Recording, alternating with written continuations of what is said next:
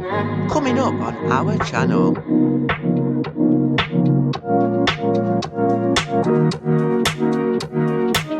Hi everyone, welcome back to our channel. In this video we'll be exploring the ancient stone structure of Stonehenge, located on the Salisbury Plain of Wiltshire. So come along and see what we get up to at Stonehenge. At the next light, turn right. Oh god, turn right at no lights.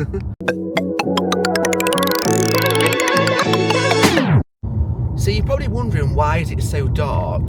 Well, it's about 4:30 in the morning, and the reason why we got up so early is because we've actually got the inner circle experience, which means that we get to go amongst the stones, but normally the public can't actually do that. So you either got to go after when it closes or before when it opens. And when we was booking the tickets, they only had at the lights, turn right onto Lockinghall Road. So that's why we're up so early. So we've got to be there for what?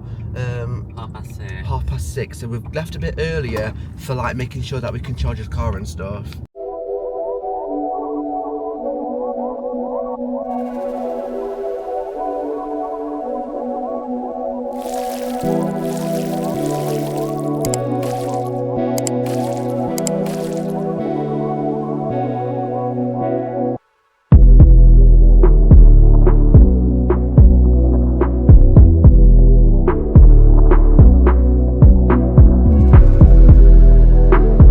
So when we get to Stonehenge, we won't be actually at the stones when we first get there. You first have to go to the visitor centre, and at the visitor centre that's where you pick up your tickets. We meet our tour guide because it's a guided tour as well. I believe you get like a whole hour around the stones, and we also have a gift shop, and there's also a cafe there as well, so we'll have something to eat when we're there.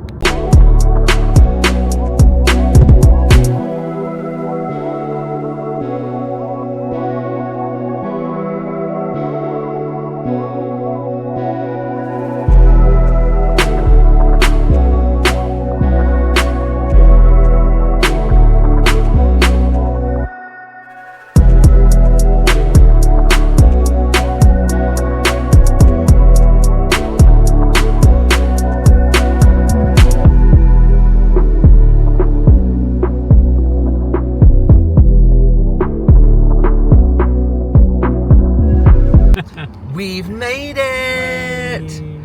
So what time is it now? It's 6:10 a.m. The actual experience, we need to be there for 6:30, so we've got here a bit earlier. But I do know you have to pay for parking, don't we? So we're going to go and see how much parking is first. So if you're wondering if you ever come to Stonehenge, there's plenty of parking. Plenty. In there's loads of spaces.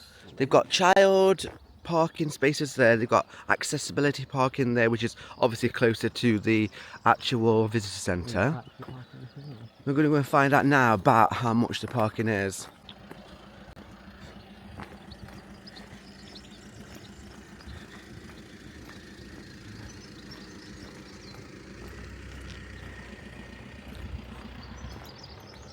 So between the 29th of March and 28th of September, it's open daily between 9:30 am and 7 p.m. But between the 29th of September and 27th of March, it's open between 9:30 am and 5 p.m. And on the 25th of December, it is closed. So if you're wondering about paying for parking, there is a code there that you can use to pay for your parking, and we'll let you know how much it is once we've done it. So we've just paid for parking, and it actually was £3. That's not too bad, is it? I mean, you would expect it to be free, as in like you're in the middle of nowhere. You're not like you're going to park here and go to the outlet across the road. But yeah, so £3, it's not too bad. And look at these beautiful blue skies. Beautiful blue skies. Let's make our way now to the visitor centre. Toilets are that way.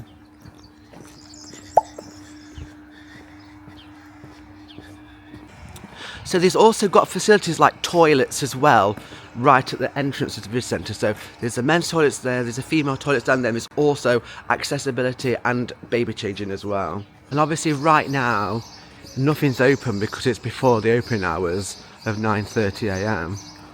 But we'll make sure we come back later on to see the gift shop and also the cafe. There's also an exhibition as well that we'll go to later on as well.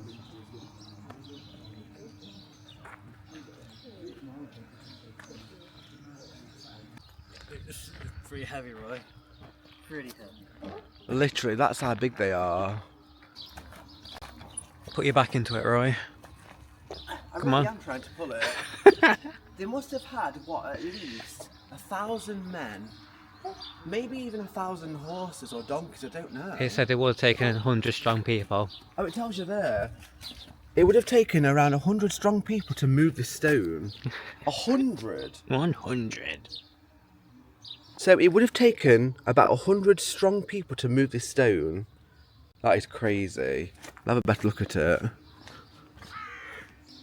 And obviously this is how they believe they would have used like the ancient technology of wooden beams and logs to actually try and move it.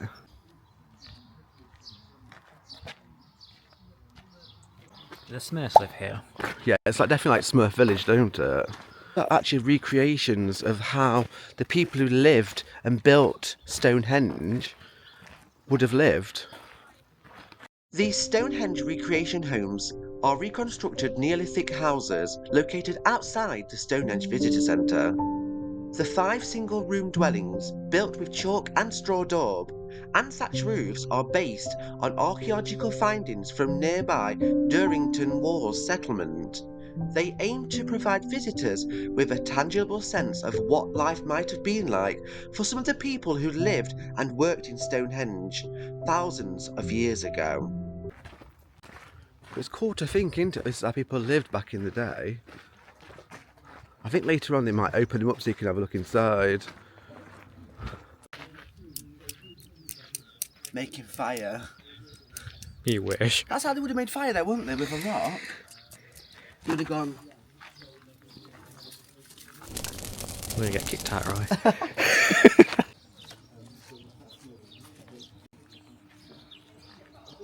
So, if you do actually come here and it's not part of the experience, like you just go and just pay for a ticket to go and see the stones, you have 2 options. You can actually either walk it, which takes about 30 minutes, or you can catch the free shuttle bus. On this experience, we're going to actually catch the free shuttle bus.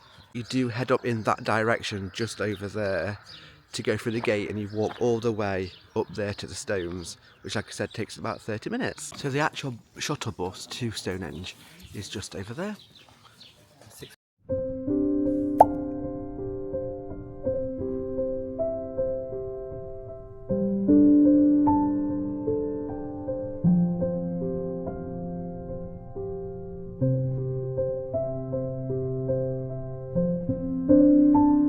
We've just got on the bus and we're going to make our way now to the stones. Sun's out. I know, it's lovely.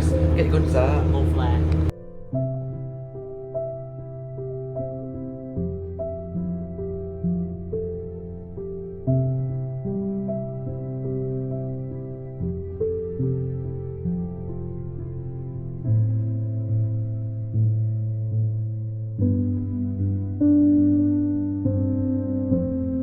We're here. Can't wait, I can see them right now.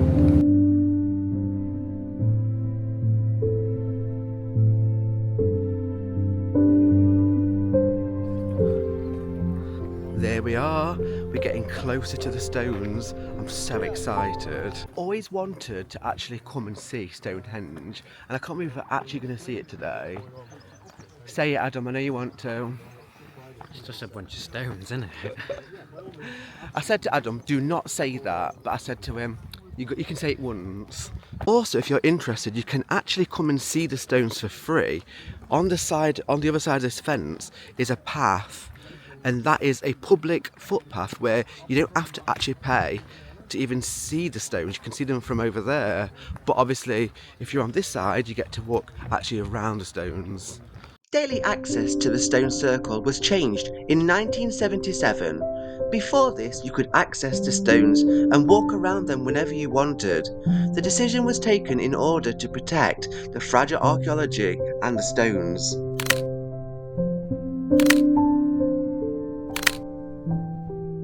So normally you're not allowed to actually step on the grass, but in this case we're allowed. Oh my god, I'm actually walking on the sacred ground. That's around Stonehenge. Should one of us go there and we'll compare them? Just live stream it. That is so beautiful. Wee. What's in the background? Some rocks. So this here is the slaughter stone, but it was told that no actual sacrificial act was actually made upon it. It's just called the slaughter stone because the water in the dips are red like blood. And then over there, we'll probably go and see that a bit later, but is the heel stone. That's also made out of the sarsen stone that's used for actual Stonehenge.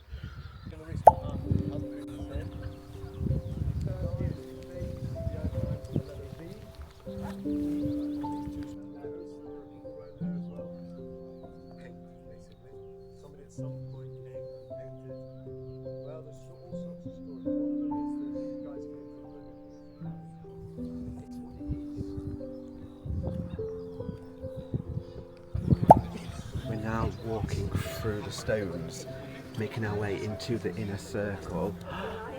So close. Look at A little that. bit of introduction here. I'll let you guys take some time to walk around, take photographs. Discovered on England's Salisbury Plain in Wiltshire, Stonehenge is a huge man-made ancient circle of standing stones built by our ancestors way back before the pyramids of Giza.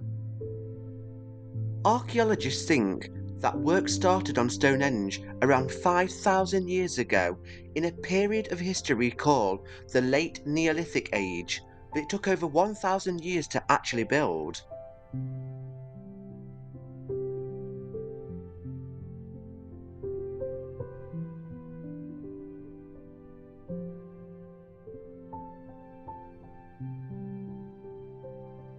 What was Stonehenge used for? Well, researchers believe that Stonehenge may have been a calendar linked to the study of the stars. People also believe it was a place of healing, where a lot of people flocked in hope of being cured by miracle powers. Why was Stonehenge built? This is the most difficult question for archaeology to answer. Stonehenge has no obvious practical purpose. It was not lived in, so it must have been a spiritual reason why Neolithic and Bronze Age people put so much effort into building it.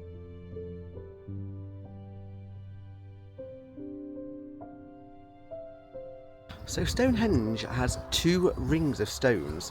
The larger ones, which are sarsen stones, they're the ones that we tried to pull, remember, at the visitor centre, and they are the ones that weigh 22 tonnes. But there's also these ones as well. There's some stones called blue stones, and they're smaller, and apparently they're the ones that travelled all the way from Wales. The tallest stone is more than 28 feet tall and is stone number 56. So as you can see, the little nib at the top actually slotted into that hole there. So that stone was once all the way up there. That's the altar stone down there. And that there is the altar stone. Stonehenge's connection to aliens is primarily a theory, not a fact. Scientists and researchers generally agree that it was built by humans. Each year, around 20,000 people gather at Stonehenge to celebrate the summer solstice, when the sun is at its highest point in the sky all year. It makes for a spectacular sunrise.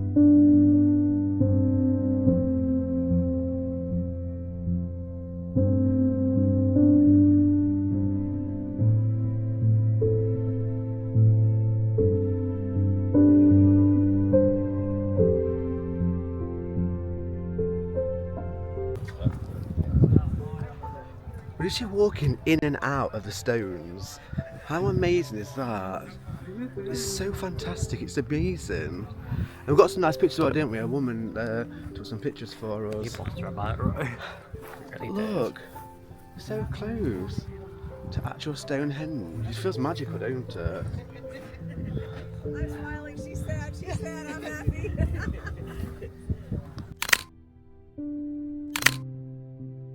The mystery surrounding Stonehenge has made it a popular tourist destination with over 1 million people visiting each year. It's actually the 23rd most popular tourist attraction in the UK, with the #1 spot going to the British Museum.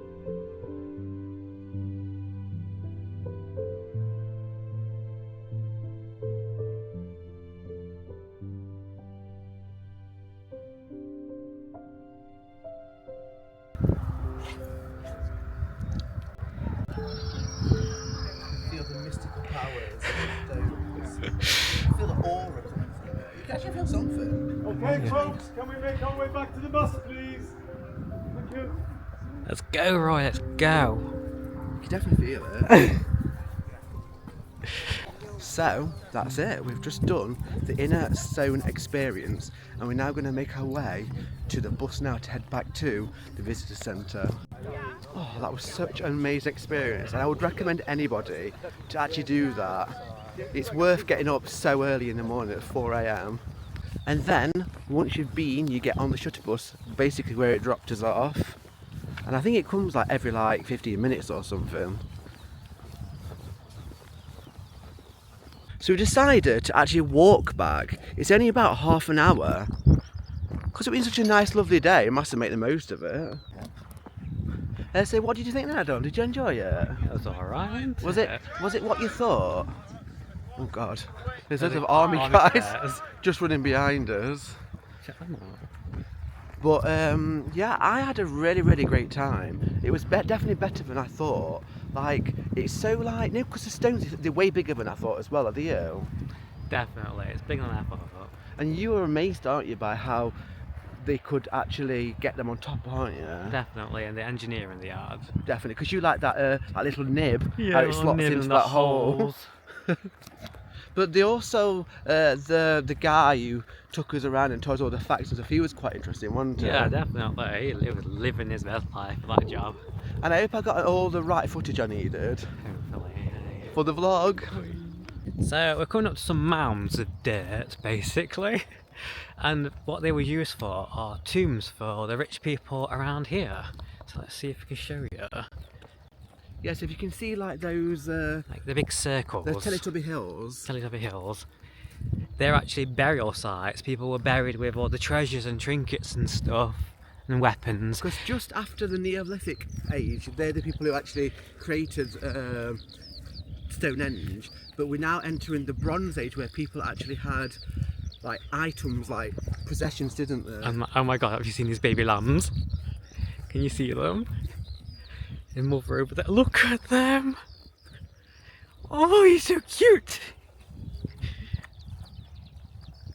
Oh, why do I miss out on this? While I'm you. Look at the baby ones! Look at the birds just on that sheet. I know. Living its best life. Oh, cute. Oh, but yes, there's the mounds closer up. And they actually use as like tombs, aren't they? Tombs for. And they believe as well that there was actually more. But over the years, like farmers would have flattened them down with like ploughs and stuff, wouldn't they? Yeah. That's a bit of fun fact for you. There's loads actually, I know, to be fair. She's going to start walking through now a forest. Oh, there's a pheasant over there. Oh, just as I'm about to show you, it ran away. I'm glad we did this little walk here. It's added a bit more to the experience. Yeah. So we've come up to the path now that's leading directly down to the actual visitor centre, and I reckon that's what, 10 more minute walk? Maybe. It's nice on a Sunday, isn't it? And it's Sunday morning lovely. strolls. Isn't it lovely? That's lovely. I'm glad we did this walk, yeah. Yeah, definitely. So we've just come through to a fact board here saying something about Stonehenge cursus, and you can see here there's a picture, an aerial picture of the land just ahead of us, And we are here. and we are just here. So it states here that the field ahead of us, which has that shape, It's like naturally into the land. And like all the hedge. Oh yeah, and then you can see the edge on each side. So the edge there and the edge there. It was actually used. So archaeologists not 100% sure why, but it may have been a route for ceremonial processions, and it was actually built at least 3600 BC. And it echoes a daily journey of the sun east to west, or intended as a path for the spirits of ancestral dead. So it goes to show that it's not just Stonehenge. Like, there's something about this Whole actual area as to, like, it's a myth, isn't it? It's just questions after questions after questions, isn't it? That's another reason why it pays to actually walk and not just get the free bus. You get to find out more facts. Thank you. And just down there, you can see in the distance, is the visitor centre. Looks pretty ugly though, doesn't it? I quite like it. So once we get down to the visitor centre, we're going to have a look around the gift shop, which I'm excited about, and we're also going to have some like breakfast or whatever at the actual like cafeteria or whatever they've got. And we also have to look in the actual, like, they've got like a museum thing where it's got all that artifacts that was actually found around Stonehenge, like pottery, and I think there's even bones and stuff, because they actually did find at least 200 like bones and stuff around Stonehenge. Yeah. We've nearly made it back to the visit centre, so we definitely recommend that walk, don't we, Roy? That walk gets a 10 out of 10 from me. You've got fields, you've got sheep, you've got a forest, You've got poop everywhere. you've got facts, and you've got exercise. And sunshine with us, actually, for once. Sunshine on my window. Woo. So we're just heading to the visit centre now, and this is the path that you can take to lead up to it. But I believe you can also go past those little huts as well. So we'll have a look to see if they've opened them up so we can actually go inside. So we just made it back now, and we're going to head into the actual exhibit part where it's going to tell us more information and facts and show us obviously lots of like artifacts that was found around the actual Stonehenge.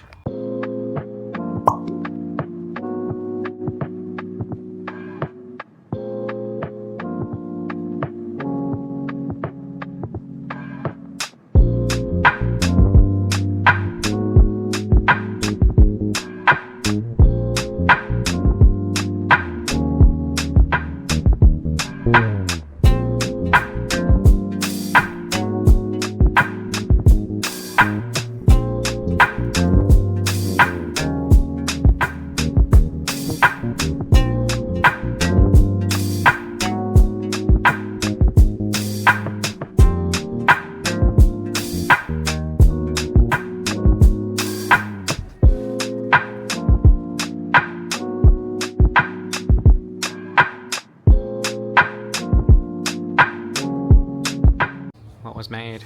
Purchases were made. What was spent? I don't know. Money was spent. So now it's time to go to the cafe. So literally the shop is just there and the cafe is just there. Let's get something to eat and drink. So they got plenty of drinks to choose from. Even got Prosecco and Pimm's. Yes. Coke. I actually went for an orange juice because I love orange juice. And then they've got snacks and crisps and popcorn. And they've even got hot food. Tasty treats.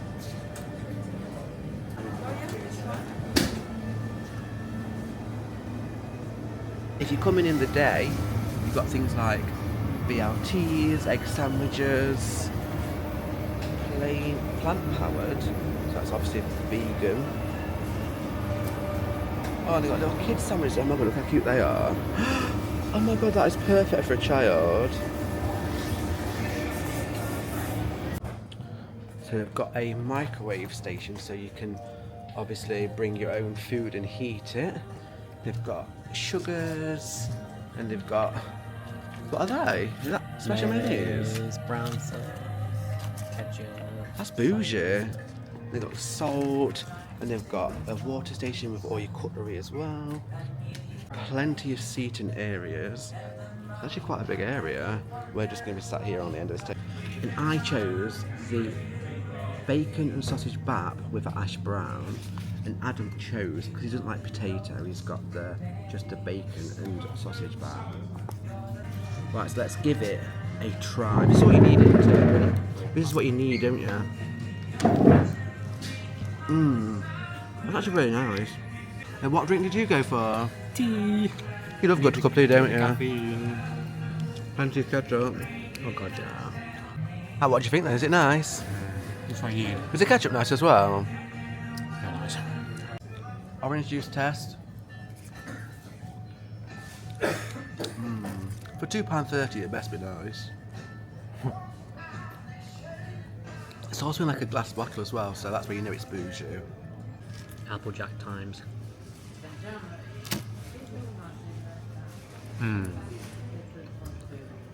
Blackberry goodness. So for my dessert, I've got a chocolate chunk rock cake. So I'm assuming it's a bit like a cookie. Should I try?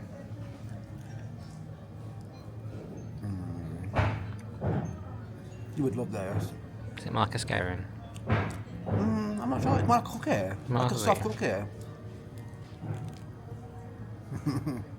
So we've just been to the cafe and had our breakfast. I had as you saw, the bacon, ash brown and sausage bap. Adam, you also had the bacon and sausage bap. We both had, well, you had a hot drink, I had an orange juice, and we both had a dessert. You had the rock cake and you had the apple dessert. Very tart. And all that came to £23. Bad. Oh, not too bad, was it? But now, earlier on we went around those little Neolithic village, and they was actually closed, but they've opened them now. So you can actually go inside and see what it was like to live in one of these houses. So they would have been the actual beds that they actually lived or slept on. Some shelving. Have a sit on it. Tim, tell me if it's comfy or not. Actually, should I jump on it? Is he going to do it? Oh, no. Could you imagine sleeping on there? No. Jesus, it's hard. But this is the actual inside of the roof as well. And that would have been the door as well, wouldn't it? But there's quite a few. Let's see if they're all the same. There's also one over there. So look in that one over there.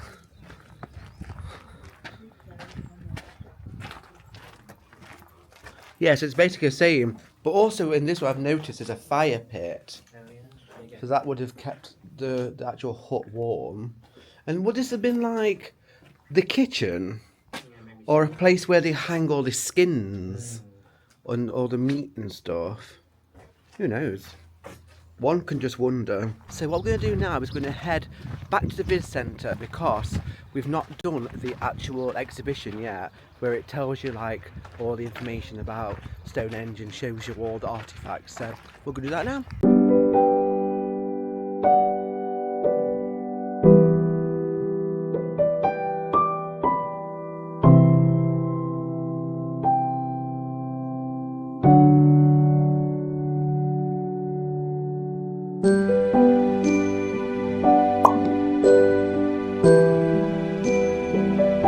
Over 250 archaeological objects and treasures discovered in the landscape are on display, ranging from jewellery, pottery and tools to ancient remains.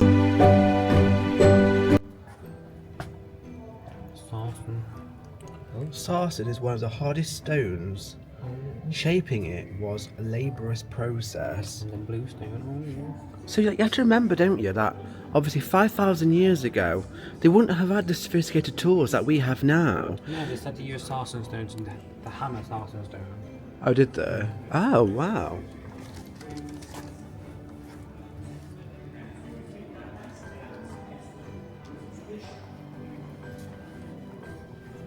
Bony.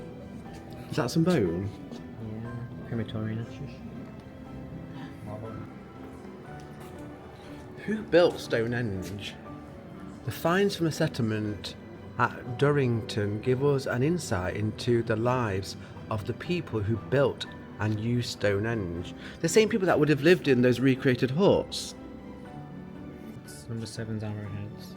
So this is the toolkit of a Neolithic person who actually built Stonehenge. Knives and blades, number 10. So these are like things that they would have used. Oh wow. Number 10, knives and blades for cutting all types of material. Wow.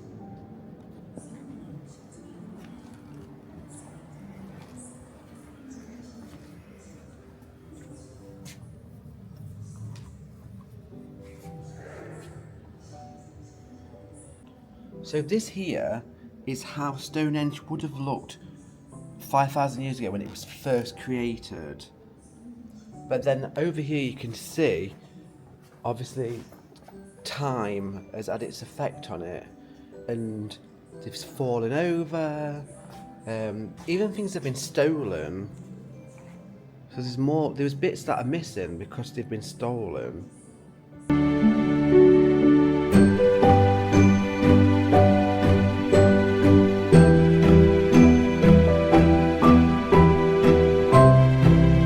Stonehenge is a masterpiece of engineering built by sophisticated people. Stonehenge is part of a complex prehistoric landscape. The purpose of Stonehenge is lost to us. There will always be a debate about its meaning. Stonehenge is a prehistoric temple. The stones are aligned with the movements of the sun.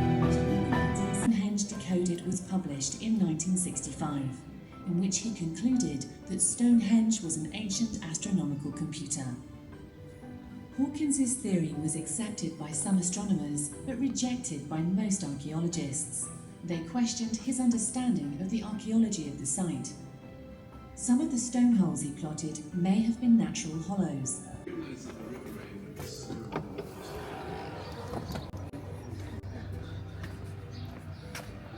So we've just visited Stonehenge. We're going to head back to the car now, and what we'll do is we'll give you our final thoughts, and we'll also do a haul. So we've just got back to the car, and we're now going to do a haul of what we got. So the first thing we'll show you is we got this Stonehenge tote bag, because you know I love and I'm a good sucker for a tote bag, aren't I? It really is. But you got a deal, didn't you? Yeah, yes, I got the book and I got the tote bag, actually half price, didn't I? Yeah. So £9 both. So the first thing that we got, we'll say we've got the book. So first, we've got this book. So it's got lots of facts and information about Stonehenge, which you know I love. So if you can look inside, it's got all the information about Stonehenge.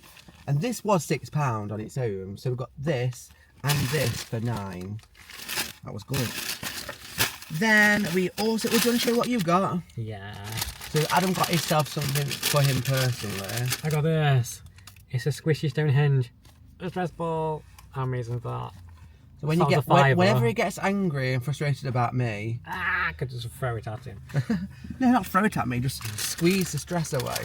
And then the rest of the stuff are yours. That was it. So then we also got a magnet, which is ours. So we like to have a magnet, so we've got a Stonehenge magnet. And then we also got a pen as well. So a Stonehenge pen with a little dangly Stonehenge That was a £5 as well. The magnet was £6. That's that. And then I also got this. I got a bar of chocolate, but obviously it's like huge, so it's meant to be like a megalithic milk chocolate bar. It's a milk chocolate bar. How much was that, do you know? I think it was like £3.50. Yeah, I can say that. And then I think the last thing we bought was this. You got that, didn't you?